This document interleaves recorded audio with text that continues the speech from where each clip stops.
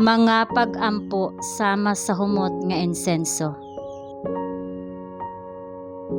Pinadayag Kapitulo 8 versikulo 3. Miabot ang lain nga manulunda nga mitindog sa atubangan sa halaran nga may usa ka insensaryo nga bulawan, o gihatagan siya sa daghang insenso aron iyang idugang paghalad sa mga pag-ampo sa tanang mga balaan sa halaran nga bulawan nga anaa sa atubangan sa trono. Ang tinuod nga pag-ampo nagkupot sa walay kinutuban nga gahom ug naghatag kanato sa kadaugan. Diha sa iyang mga tuhod, ang Kristohanon makabaton og kusog sa pagsukol sa tentasyon. Ang hilom mainiton nga pag-ampo sa kalag mosaka sama sa balaan nga insenso ngadto sa trono sa grasya ug mahimong madawat sa Dios ingon nga gihala diha sa santuaryo.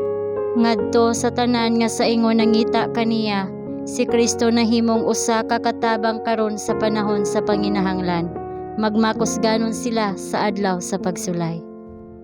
Usa ka talagsaong pabor alang ni bisan kinsang tawo niining kinabuhia nga daygon sa Dios sama kang Cornelio. Ug unsa ang sukaranan niini nga pag-uyon? Ang imong mga pag-ampo ug mga paglimos misulbong sa itaas aron mahimong handumanan diha sa atubangan sa Dios. Mga Buhat Kapitulo 10 versikulo 4. Ang pag-ampo o ang limos walay bisan unsang hiyas sa iyang kaugalingon aron irekomendar ang makasasala ngadto sa Dios. Ang grasya ni Kristo pinaagi sa iyang maulaong sakripisyo makabag-o lamang sa kasing-kasing ug makahimo sa atong pag-alagad nga madawat sa Dios. Kini nga grasya nagpalihok sa kasing-kasing ni Cornelio. Ang Espiritu ni Kristo nakigsulti sa iyang kalag, gidani siya ni Jesus ug mitugyan siya sa pagtawag. Ang iyang mga pag-ampo ug mga limos wala awhaga ug gikuha gikan kaniya. Dili sila usa ka bili nga iyang gitinguha nga ibayad aron maangkon ang langit. Apan sila mao ang bunga sa gugma ug pagpasalamat sa Dios. Ang maong pag-ampo gikan sa usa ka sinsero nga kasing-kasing mosaka ingon sa insenso atubangan sa Ginoo, ug ang mga halad alang sa iyang kausa ug mga gasa ngadto sa nanginahanglan ug pag-antos maoy usa ka sakripisyo nga makapahimuot pag-ayo kaniya. Ang pag-ampo og limos suod nga nalambigit.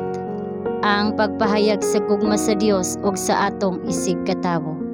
Kini mao ang katumanan sa duha ka dagkong mga prinsipyo sa balaanong balaod.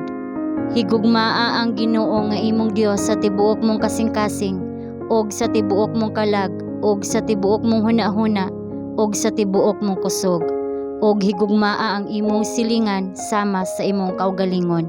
Marcos Kapitulo 12, mga bersikulo 30 ug 31. Busa, samtang ang atong mga gasa dili makarekomendar kanato ngadto sa Dios o makaangkon sa iyang pabor, kini usa ka ebidensya nga kita nakadawat sa grasya ni Kristo. Pagsulay sila sa kamatinud-anon sa atong pag-angkon sa gugma.